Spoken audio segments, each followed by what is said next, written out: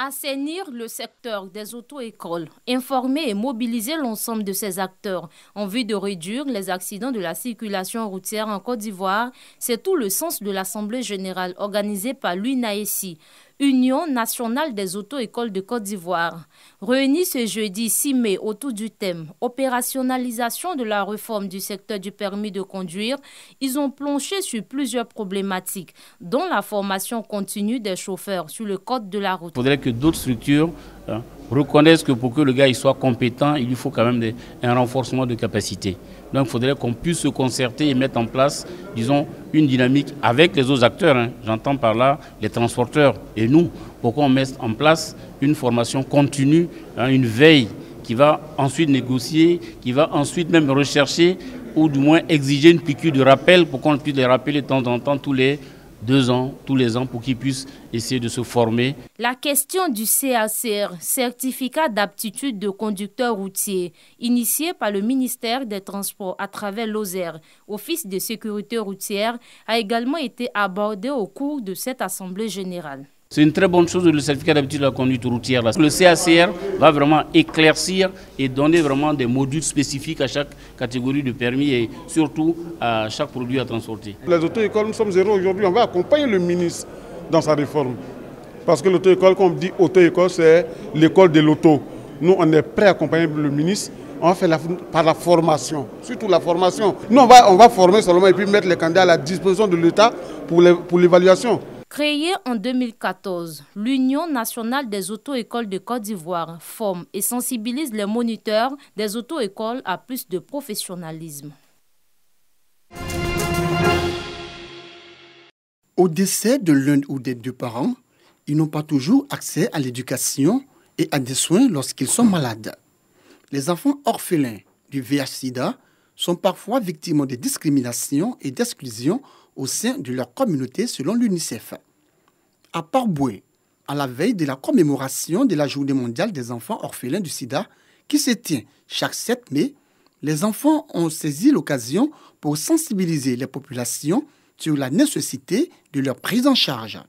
Considérons que si rien n'est fait pour nous protéger, éduquer et épanouir, tous les efforts seront vains, car on ne peut assurer le développement d'une nation sans les enfants.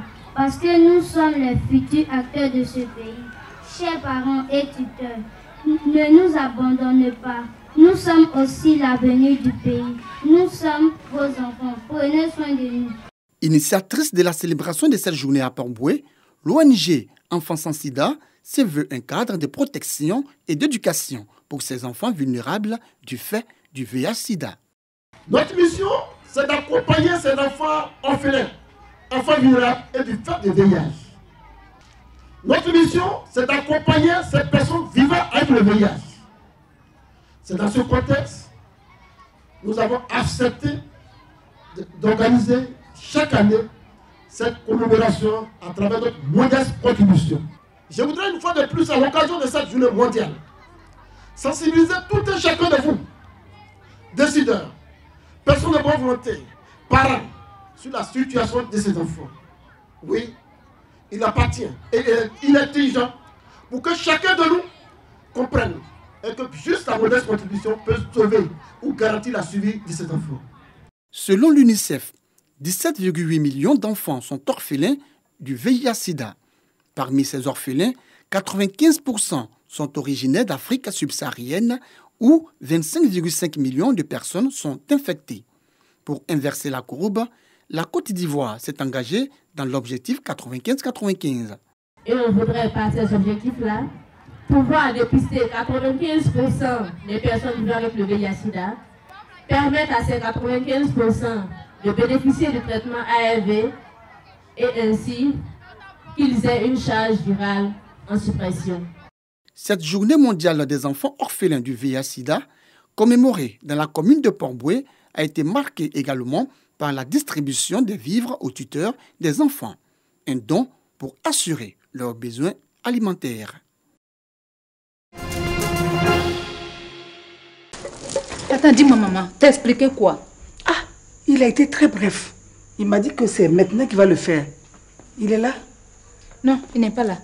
Je l'ai laissé chez sa maman. Chez Nadia? Oui. Oh, Delta! Elle est considérée comme une doyenne du 7e art ivoirien. L'actrice et comédienne Thérèse Taba a été honorée par l'Institut national supérieur des arts et de l'action culturelle INSAC. Elle était l'invitée de la 2e édition du rendez-vous culturel et artistique dénommé à la rencontre des anciens du théâtre, une initiative de l'École supérieure de théâtre, du cinéma et de l'audiovisuel, ESTA.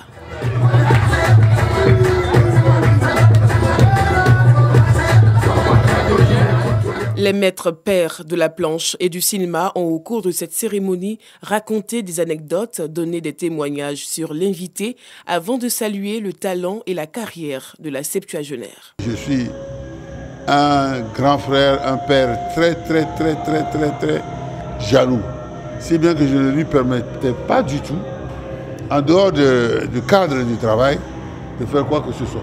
Il faut encourager les artistes à travailler, à progresser. Je ne dis pas de les critiquer, mais d'être mesuré.